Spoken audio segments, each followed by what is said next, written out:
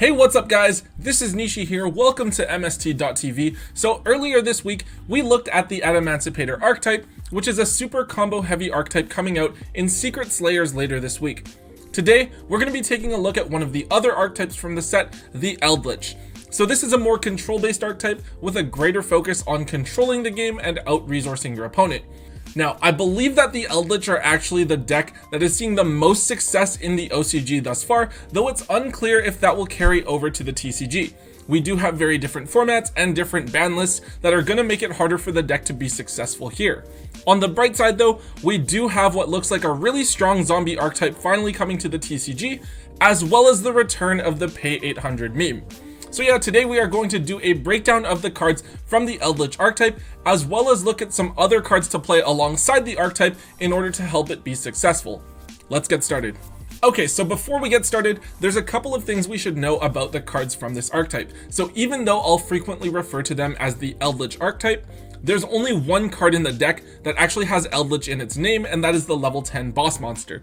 Now there are two subsets within the archetype, the Eldlichers, which are the cards that summon out the zombies, and the Golden Land cards, which are trap monsters. So each of the cards from this archetype will refer to either an Eldlich monster, an Eldlicher, or a Golden Land card, and the deck kind of goes back and forth between the various subsets. So first up, we're going to take a look at two of the main cards in the deck. So Eldlich the Golden Lord is the boss monster of the deck, a level 10 zombie with 2500 attack points and 2800 defense points. Technically, this is the only main deck monster for the archetype, as all of the other monsters are trap monsters. So this card has two effects. Firstly, you can pitch this card from your hand along with another spell or trap card in order to target and send one card on the field to the graveyard. This is pretty decent removal as it sends instead of destroying, but unfortunately it does still target. However, Eldlich's second effect allows you to add it back, so that's okay, and it does get a spell or trap card into the graveyard. Most of the other cards from this archetype have effects that activate in the graveyard, so this can help to get that going. Now, its second effect is that if Eldlich is in your graveyard, you can send a spell or trap card from your field to the graveyard to add this card from your graveyard to your hand, then special summon a zombie monster from your hand. It also gives that monster 1000 attack points and defense points, as well as making the monster immune to destruction by card effects until the end of your opponent's next turn. Now, 9 times out of 10, if you're using this effect, you are using it to bring out Eldlich. Now, there are a bunch of other ways to summon it, so you don't have to just use this own effect, but the buffs are really nice, especially if you're playing against like a back row heavy deck, for example. Eldlich is also extremely important to have on the field because it enables a lot of the other effects of your other cards. So you absolutely always want to have a way to keep him on the field at all times. Next up, we have Cursed Eldland, which is for some reason a continuous spell instead of a field spell. Anyways, guys, this card brings back the notorious Pay 800 life points to search meme. This card allows you to search once per turn for either an Eldlich monster or a Golden Land spell or trap. As we will learn later, the Golden Land cards are the trap monsters, so this basically searches for any monster from the theme. However, in order for the Golden Land cards to be used to their fullest potential, you have to have Eldlich on the board. So prioritize using this card to find a way to get Eldlich onto the field first before you search your trap monsters, or else the trap monsters are kinda useless. Now, it does have a couple of other effects. First, it does lock you into attacking with only zombie monsters, so that limits what you can summon from your extra deck unless you're also playing Zombie World. Also, if it is sent from the field to the graveyard, you get to send an Eldlich monster or Golden Land spell or trap card from your deck to the graveyard, which can be useful if this card gets blown up, or if you need to send it with Eldlich's second effect. I would try to prioritize keeping these on the field, since you can hopefully get the search the following turn as well. Just remember that it isn't quite like Scout, because if you draw multiples or if you bounce it, you don't get multiple searches. It is a hard once per turn. Next up, we have the Eldlichers. So these all have two extremely similar effects. Firstly, they each have an effect on activation, allowing you to summon a zombie monster. Black Awakening, the normal spell, lets you summon from your hand or deck in defense mode. White Destiny, the quick play spell, lets you summon from your hand or graveyard, and Scarlet Sanguine, the trap, lets you summon from your deck or graveyard. Now, each of these cards work the same way, where if you have an Eldlich monster on the field already, you can special summon any zombie monster, but if you don't already have one, then you have to summon Eldlich.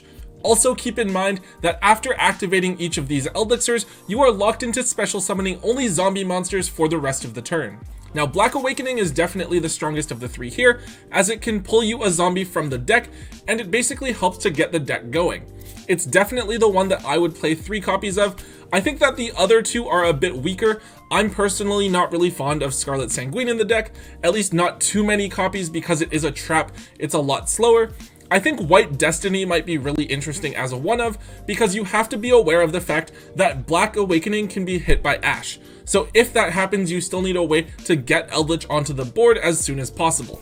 Now, each of these cards also has the exact same graveyard effect, allowing you to banish this card from your graveyard to set a Golden Land spell or trap card from your deck. This is pretty solid, but it is a little bit slow. We have to remember that we cannot use both effects of each card during the same turn. It's only one or the other. So with Black Awakening, right, you would activate the spell during your turn, wait until your next turn to banish it from your graveyard, then on your opponent's following turn you can actually activate the card you set, which is kind of slow and kind of annoying. Hopefully your deck can slow the game down enough to take advantage of these cards. Next up, we have the Golden Land cards, which are actually the trap monsters of the deck. Now, each of these functions pretty normally for a trap monster, right? You flip the trap, you special summon it as a monster. Now, in this case, they are all light zombies. Guardian is the level 8, while Huaquero and Conquistador are the level 5s, and each of them has slightly different stats. However, each of these also gets an additional effect if you control Eldlich on the field. Guardian, the level 8, allows you to make the attack power of one face-up monster on the field 0. Huaquero, the middle one here, allows you to banish a card from either graveyard, like a DD Crow, and Conquistador, the one on the right, lets you destroy a face-up card on the field. So yeah, pretty simple effects, but each of them is pretty solid. I hope that looking at these cards makes it really clear why it's so important to always have Eldlich on the field at all times.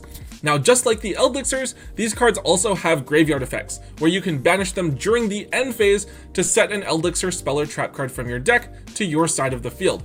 It's important to note that this is only during the end phase, which kind of sucks. Ideally, you would want to use these to disrupt your opponent during their turn, but this means you can't banish them from your graveyard until your end phase, which delays you from using the Eldixirs. However, ideally, after you flip these on your opponent, hopefully you'll be able to link with them or Xyz with them, get them into the graveyard efficiently before you banish them to search. Alright, so there are 2 more trap cards here to look at from the Eldlich archetype. Golden Land Forever is a pretty simple counter trap, allowing you to negate a spell or trap card or monster effect by tributing a zombie while you control an Eldlich monster. Super straightforward here, and you should always try to have an Eldlich monster on the board anyways, so it isn't too demanding of a condition to meet. Ideally, you're going to be wanting to tribute either a trap monster or a spare monster on the board like Unizombie. This is another Golden Land card, so you can also search it and set it off of the Eldixirs as well. However, it's definitely something you would rather search than draw, and it might not be too great if Eldlich is your only monster on the board. 3 is definitely a bit cloggy, but 1 or 2 copies of this card I think is great depending on your build. Now, the last card here is definitely a bit more gimmicky. It's called Eldorado Adelantado. I probably botched that. But yeah, so you can only activate this card while you control an Eldlich monster. It gives you 2 different options. 1, you can take 3 banished Eldixirs with different names, so all 3 of them, and shuffle them back into the deck to destroy all cards on the field. Pretty cool. Or secondly, you can take 3 banished Golden Land cards with different names, so all 3 of the trap monsters as well, shuffle them into your deck, then cut your opponent's life points in half, and then increase your life points by the same amount. So definitely, if you can get this effect off, it's really, really cool. It's pretty cute, I suppose. However, I don't think that this is something that you would want to use in any sort of competitive Eldlich build, because you do need to see like 3 other different cards just to attempt to activate one of these effects. Also, there's no way to search this card, right? So you have to hope that you draw it once the condition is met, or it could just be like a huge brick. So in the end, I think that this is definitely a card that you're going to want to stay away from in your competitive Eldlich deck. Alright, so this is where we're going to take a look at some of the non-archetype related cards that you can play in the Eldlich deck. So looking at the OCG, I think that the general idea is that people are playing Eldlich as a very trap heavy deck. And when I say trap heavy, I mean like the only main deck monsters are Eldlich, hand traps, and then the trap monsters. To me, this was kind of weird at first because there are so many different good cards that you can play for the zombie archetype.